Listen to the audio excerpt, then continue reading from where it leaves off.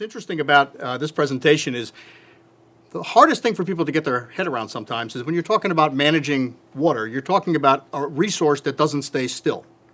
It's not managing a rock and it's not managing a cavern. I mean, basically our water resource continues to move, and as it moves, it intersects different parts of our lives, it intersects different regulatory patterns, and that on Long Island and many other places is why water management is such a difficult thing to do. Now, to think about Long Island a little bit, one of the things to just keep in mind is how we got here. And, there's a lot of ways to describe Long Island, and people talk about glaciers. I always talk about taking a flat piece of wood and basically taking a bucket full of sand and gravel and slowly letting it go out across that piece of wood, and then letting water run across that sand, on and on and on. And what eventually happens is some of the heavier material stays in the middle, some of the finer material goes out along the side, and in a geologic sense, that's what happened with Long Island. And the reason that's interesting is because, as most people know, if you take a cup full of sand and you throw some water in it, that water moves all throughout that sand. And so here on Long Island, everything with respect to water is really connected to everything else.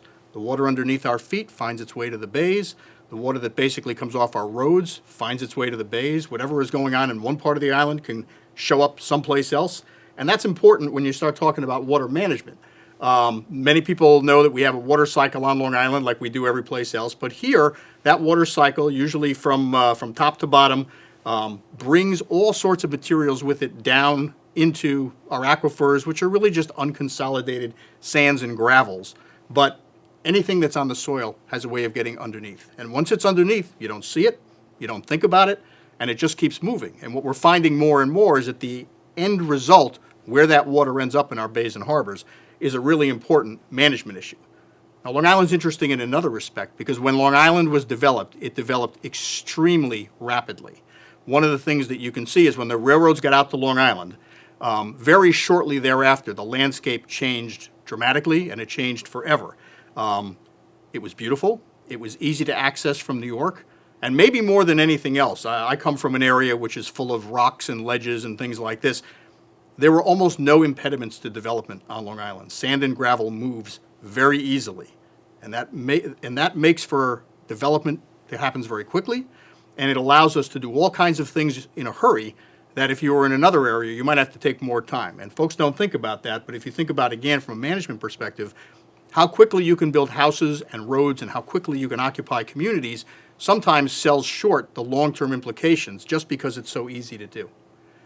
And many people who live on Long Island are familiar with Levittown, which at one time was the fastest growing suburb in the entire country. And many people think of it now that it's all built and full of trees, but at one time it looked like this. It really was just a crisscross pattern of roadways with chock-a-block houses, and they were wonderful and provided places for people to live. But at the same time, all of that development happening so quickly never reflected really what was going on underneath. But as Long Island developed, what happens once you occupy a community, whatever comes off your car, whatever drains out of a septic system, whatever you may put on the ground as a fertilizer, is all going through that same process. It's going down below, it's finding its way into the water, and so Long Island, in not too short a period of time, and even Brooklyn and Queens, started having water quality problems, primarily things that people were pulling up in their wells. And, here on the island, there's a couple of interesting things. We had these great duck farms that people sometimes don't even know about anymore, but we had hundreds of thousands of ducks being grown here. And those duck farms were some of the first visible signs that we had of water quality problems here on Long Island. We also had, gotten rid of our sewage pretty much in, Roman technology. You put a hole in the ground, you put your sewage in the hole, and as long as it drains, seems to be working. Early on, the principal concern about sewage was health implications. I don't want to get cholera, I don't want to get typhoid. We didn't think about the relationship between nutrients in that wastewater and where all that was going. So those issues on Long Island, and also the demand in New York City, which very quickly began to use up all of the fresh water that was available, made Suffolk County and Nassau County concerned pretty early about where their water was going to come from and how much New York might be able to take. Going back as early as the 1930s, Suffolk County started to figure out that if it didn't do something to protect its water resources, they might well be all drained off to go to New York City. And it created the Suffolk County Water Authority, which today is the largest water supplier here on Long Island. But very early on, their real job was to protect that resource for the future. Now, of course, they're in the distribution business and they have wells and so forth. But the first thing was to make sure that we could sort of keep what was underneath us. 10 years after they were created, and we started seeing more things happening with our wells, the U.S. Geologic Survey came in and started looking at Long Island's water, a federal agency trying to figure out where did the water go and how did it move, and things that we think about and take for granted today really weren't known. As water quality continued to decline in surface waters in the 1950s, Woods Hole was brought in to basically do a study, and I believe it was the towns of Brookhaven and Islip that joined together to bring them here. And what they came to realize was that the water was starting to go downhill in the 1940s and the 1950s. A lot of it related to duck farms, but that wasn't the full story, and it took a while until we learned more about that. When you get to the 1950s, Suffolk County Health Department, which basically was responsible for keeping us from getting, typhoid and cholera, also got pulled into the issues of the health of bays and estuaries, primarily because of duck farms. And these duck farms were continuing to be a problem for everybody who was looking at the bays and living on the bays, and their responsibility for public health broadened earlier than many public health departments into what we now call environmental health. By the 1960s, the Suffolk County Legislature gets created, and the Suffolk County Legislature for the first time is looking regionally. Now, we had boards of supervisors before that, and Nassau County later on came out with its legislature. And a board of supervisors looks at things a little bit differently. They take more of a town perspective, and of course they work together on certain things. But a county legislature really looks over the entire landscape. And shortly after they were created, the concern about managing all of our septic waste from all the development that was continuing was very real. And so the Suffolk County Sewer Agency was created as the first municipal agency in Suffolk County to try to manage how we were going to take our treated wastewater, where we were going to take it. And fortunately, shortly thereafter, the Federal Clean Water Act, the creation of the Environmental Protection Agency at the federal level, the creation of the Department of Environmental Conservation at the state level, all came together to try to find ways to better manage this resource. But what I'm getting to is all of these different agencies appeared usually around a particular problem and were given a particular responsibility. And then another problem would arise, and then some other agency would be working on that problem. And all of this was good and important, but it didn't really integrate how they worked together. And then the last little box you'll see in the image here are just a few. These are East End town symbols, but you could have them all across Long Island. Towns and villages from the late 1950s right on up through today began using planning and zoning tools to try to protect their natural resources, whether they were wetlands or beaches or even groundwater quality. Some of the towns in Suffolk County proved to have some of the most progressive land use protection policies through their zoning, and they were another layer trying to look at water resources. Now, yeah, we had a lot of bureaucracy, but did we get anything done? And the answer is we got a lot done. So why are we giving this presentation? Well, here's the basic problem. This slide pretty much shows you the vertical ascent of population. This is Suffolk County, but you could pretty much say all of Long Island since 1900 up through today. And that number of people doing whatever it is that we do on the land, whether it's driving our cars or filling our household fuel tanks or using fertilizers or using pesticides or draining our waste into septic systems, it all adds up. So all of the work that we've done in the last 35 and 40 years is great work. Thank God we did it.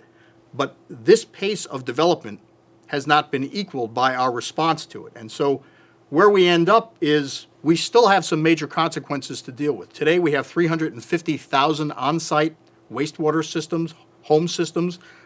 We now know that the science is telling us that those systems are contributing too much nitrogen to our bays and harbors, and that's causing toxic and harmful algal blooms, which is not good for the life that lives there. We also lack standards to protect ecological and human health. This is the next generation of water management. We don't have the right standards to know how to take care of those water bodies in a way other than drinking water or a way that would be important for just human health. There's more evidence that our society has created things that weren't here. We have pharmaceutical products. Personal care products are going down the drain. They're getting out into the water. We still have newer pesticides, but some of those pesticides are now showing up in the water. Even pesticides that weren't supposed to show up in the water are showing up in the water.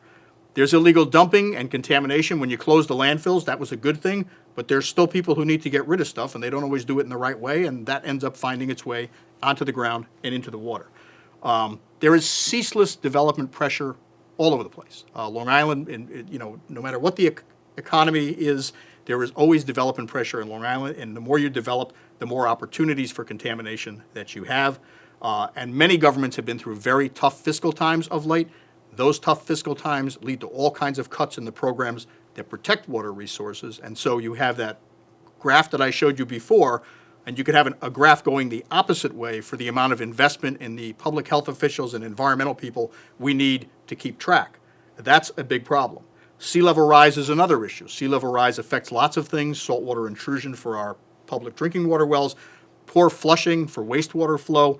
And at the bottom of all of it really is kind of a confusing regulatory structure. Who's in charge of what piece of this problem, and how do we build a 21st century regulatory structure that is simple, easy, and basically addresses these issues comprehensively? We don't have that yet. So what do we do now? Well, it's long been said, Lu Tsao, the Chinese philosopher, has this great line: if we don't change direction, we'll probably end up where we're heading. Well, where we're heading is into these choppy waters and maybe more, but I'm extremely pleased that in the last 3 years, tremendous motion has taken place to get us back on the right track for water quality protection. Right now, after 15 years, the Suffolk County Health Department has come out with its latest comprehensive water resources plan. That is great baseline information about what we need to do and how we need to do it to protect water. The Long Island Commission for Aquifer Protection is working on a State of the Aquifer report. That's a requirement to tell us how much water we have, where is that water, how does it get distributed, what are the risks. We now have a Long Island Nitrogen Action Plan, which is coming out of the state of New York, and that's going to help us figure out what I said before, which is who should be in charge, what are the numbers of nitrogen that we're talking about for ecological as well as human health, and how do we create a regulatory system, any kind of a management system, to get that water back to what it was when most of us were kids and enjoyed fishing and clamming and all of that, which is so important to our economy. If you think about the billions of dollars lost because you can't shellfish or people don't want to go fishing, investments in clean water always turn out to be good investments in the economy. We also have Stony Brook's new University Center for Clean Water Technology, a research component which will help us understand better wastewater systems, how those systems can be used to reduce nitrogen on the home front. And added to those efforts is really the need for some more government innovation. IBM came to Suffolk County recently, and they did an analysis of what the county's issues were. They looked at the water issue, and they concluded that, you got to have somebody who's responsible for this, a management entity that is going to oversee all of these complicated processes if you want to get an efficient outcome that cleans up the water. We need to have more varied technologies than we currently have. We have to bring those technologies to market. And the Center for Clean Water Technology is one institution that's trying to have that happen more quickly and create a market, as well as a potential great economic development opportunity there for folks making those systems. We also have to get our nitrogen reduction goals, which are different sometimes by each individual watershed based on what's going on the land. This is new thinking, but it can be done, and it is being done. And then we have to integrate the data that all the agencies currently possess into one area so that we're all working off essentially the same map. And we're going to need revenue to get this done. We need recurring revenue. So a one-shot revenue is not going to do it. But there are efforts, and one of them we could talk about is, on the East End 15 years ago, when land was disappearing faster than ever before, we created something called the Community Preservation Fund. And the Community Preservation Fund has raised $1 billion in recurring revenue for land protection, and it's saved thousands of acres from development. And the public voted for it over and over again because they knew what the outcome was going to be. And we need that sort of thing when it comes to wastewater as well. And then, all throughout this process, we're going to have people remaining interested in the issue of clean water.